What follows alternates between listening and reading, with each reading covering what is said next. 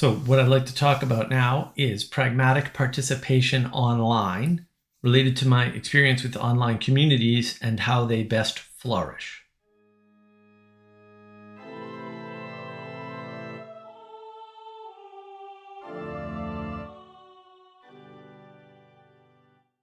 A lot of this is going to be centered around my more recent experience on Discord.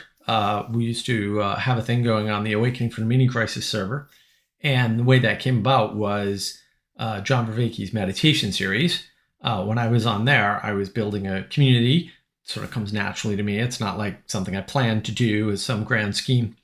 But I naturally build communities online because I've been online my whole life, and it's very natural to me. I just sort of do it. And when Brett came on, he said, "Hey, I've got this Discord server." And I didn't know what a Discord server was. I was like, "Oh, fantastic. We'll go over there."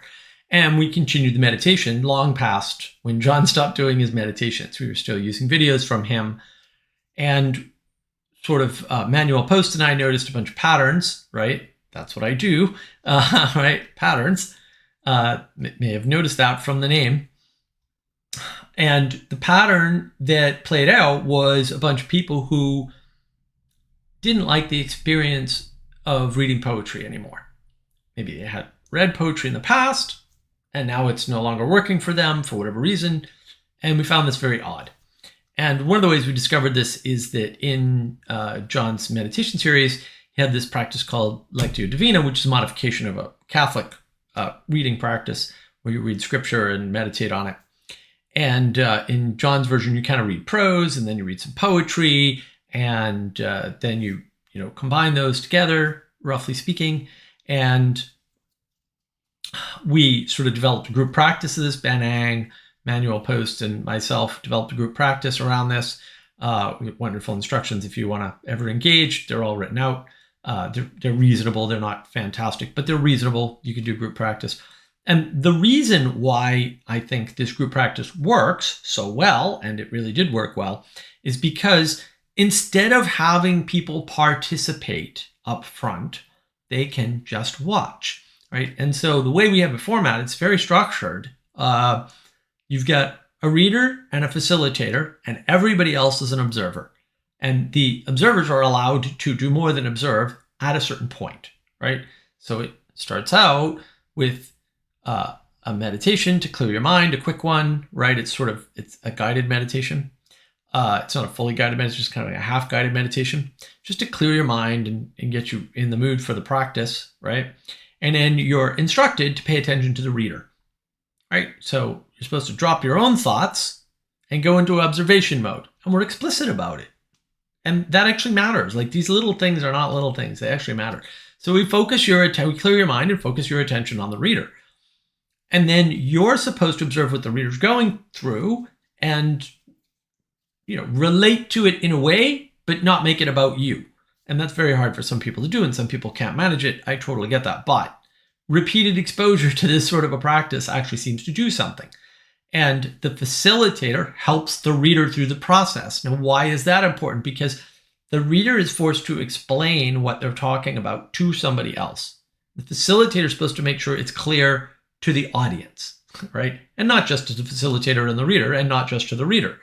Because when people explain things, say in a TED Talk, for example, it only has to be clear to them. It's clear in their head. And what the audience is normally responding to is that up and down, up and down. There's a whole TED Talk on how to make a good TED Talk, by the way. Up and down, up and down. The tonal, the lyrical aspects, the resonant aspects of the talk. That doesn't mean the TED Talk made any sense. I've heard TED Talks where people just spewed well-known, completely debunked BS all over the place, and nobody caught it because it was a good TED Talk. They were enchanted, and fair enough.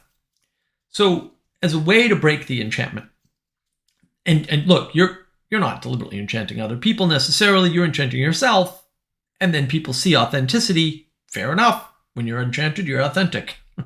Right? And then they go along.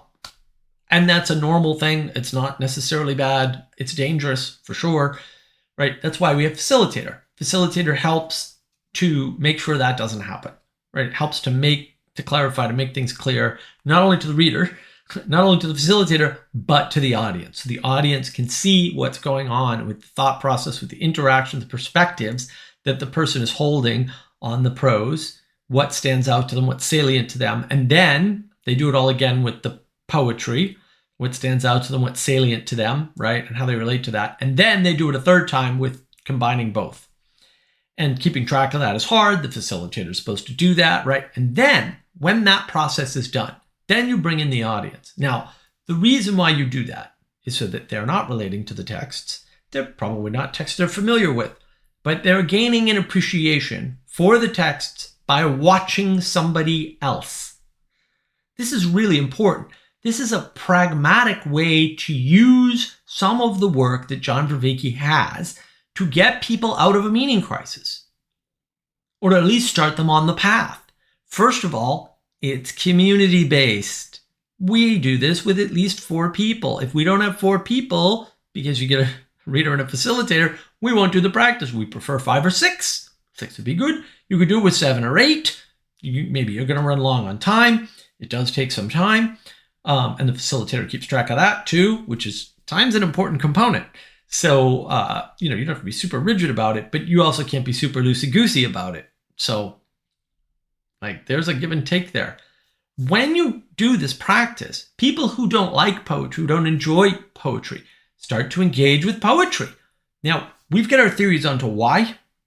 And, I've got the model video. If you haven't seen the Knowledge Engine video about the model of knowledge, it's different from John Vervaeke's. Highly recommend it, because this will all make more sense if you have that understanding in your head. People who weren't engaging in poetry suddenly start to read poetry. Why? Well, because they see the wonder of the reader and they go, what are they getting? How did I heard the same words that they did? They read the poem out loud and they see something. And I don't necessarily see that as the person watching, or maybe it's a new point, or maybe there's just a depth, because in Lectio Divina, in the group practice anyway, it's a depth exploration. It's not a breadth exploration.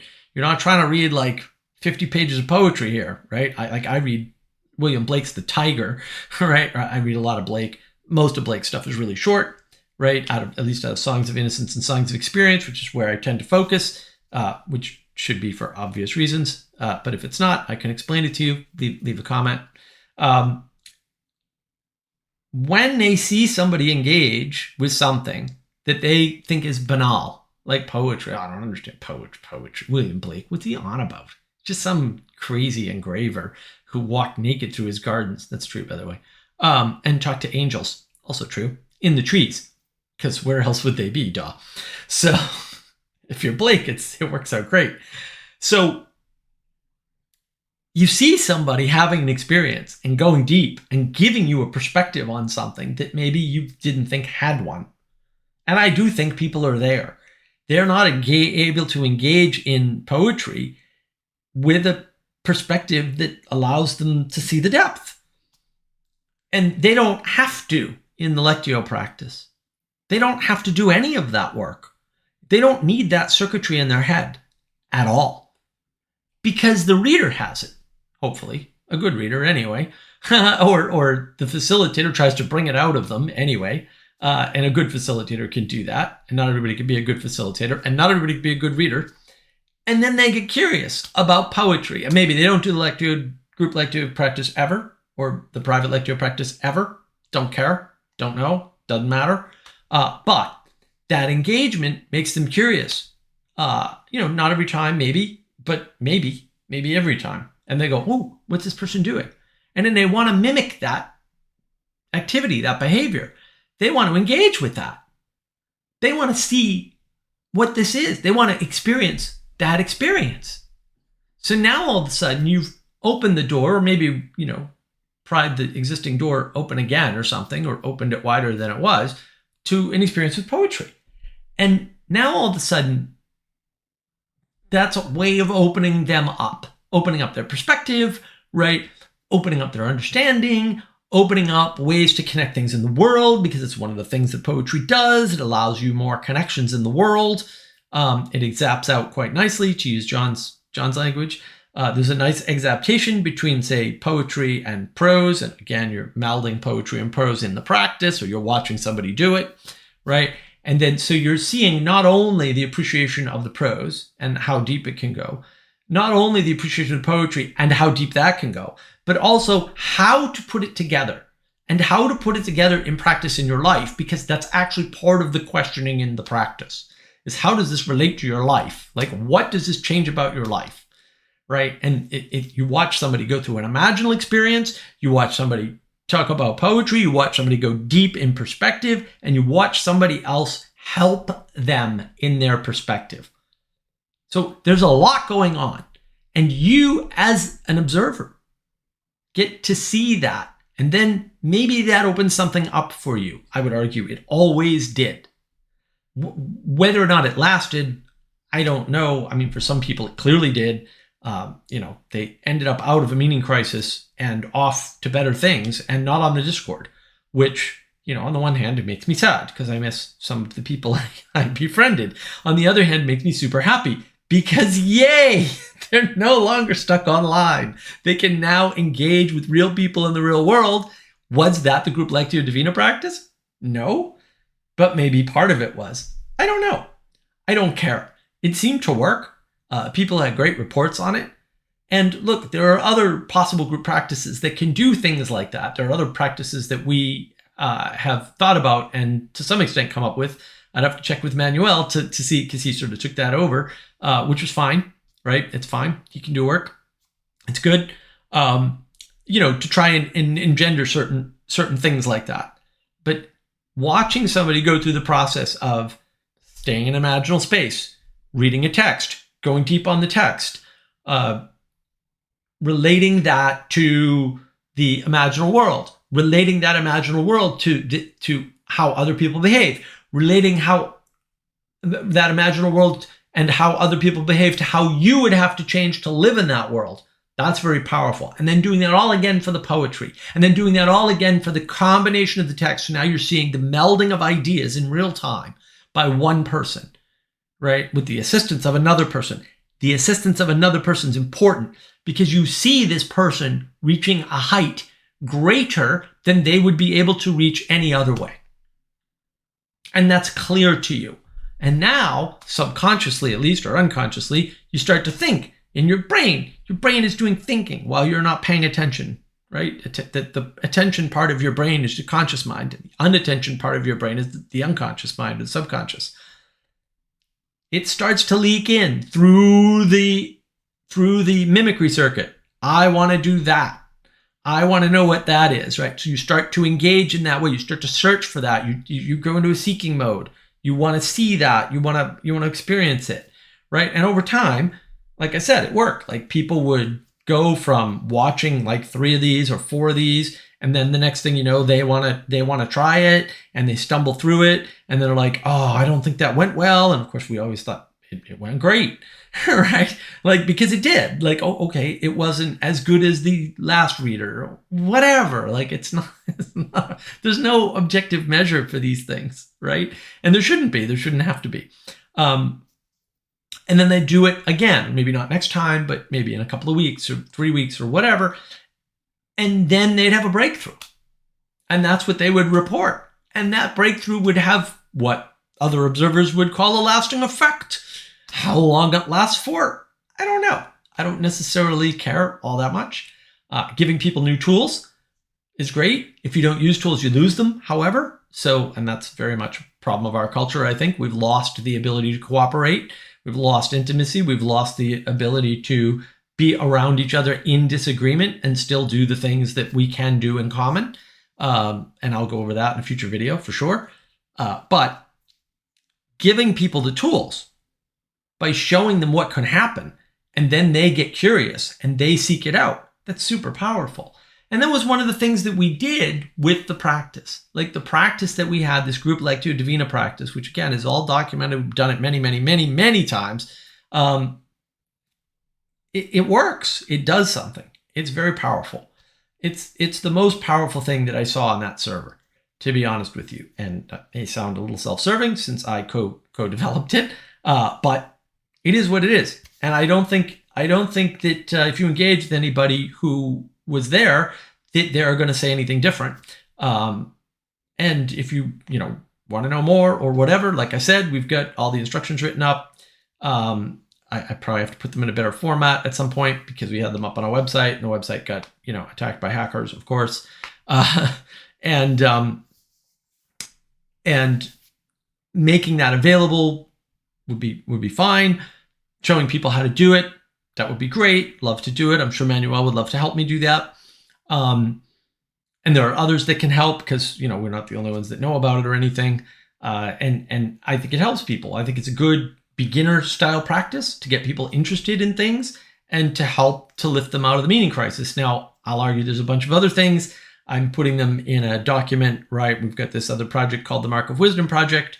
Been working on that for a little while on and off. It's sort of picking up steam again because people are interested, and we haven't gotten too many comments yet, but we've gotten some feedback. So that's good. And we're hoping to get more feedback so that we can build little wisdom communities and get people out of meaning crises. And I think that we're uniquely poised to do that because cultural cognitive grammar is the approach and the focus, right? That's what navigating patterns is about, cultural cognitive grammar and fixing that problem. And then these practices, this all comes out of John Vervaeke's work, right? All of it. These practices are designed not just to fix the cultural cognitive grammar, but also to show you through exemplification the things you should mimic, right? To get skills to connect to the world better, right? And that's what poetry does for you. That's what reading prose deeply does for you. That's what connecting them in your imaginal realm, in your imagination, does for you. It allows you to exapt out those skills and start seeing the world differently and start engaging in the world differently, and then things happen differently. That's the way things actually work. So I just wanted to share that experience. That's a pragmatic approach. It's one of many that we have access to. Some are more developed than others. That was a practice that we ran for well over 2 years, I would say. Probably close to 2.5 years.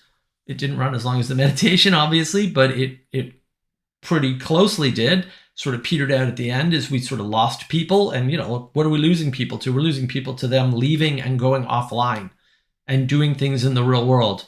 So on the one hand, again, very sad, really enjoyed that. On the other hand, very happy.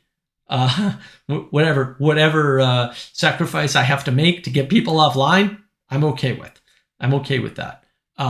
So yeah, that's the pragmatic approach, or one of many. And I thought it was important to do a video on it and talk about it because, there are people that didn't do practices, that didn't have things going, that weren't doing daily meditation to help people out. But we were. And we did it for almost 3 years. It only stopped recently. And we'll start it up again as soon as we have a better way to do that and better engagement with people who really want to make a difference. And if you're one of those people, leave a comment. And look, if you think somebody could benefit from watching my videos, let them know about my channel. I'm trying to grow the channel a bit here. I think it's time. So leave a like, leave a comment, tell people about the channel, subscribe if you haven't.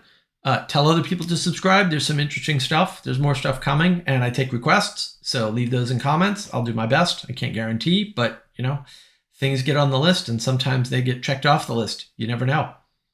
But, the most important part about all of this engagement is that any engagement is better than no engagement. And so even you watching these videos to the end in particular is very helpful. It's a form of engagement, and it can lead to bigger engagement, right? More engagement, deeper engagement, all of which is important. And because of that, I just want to take the time to thank you for your time and attention.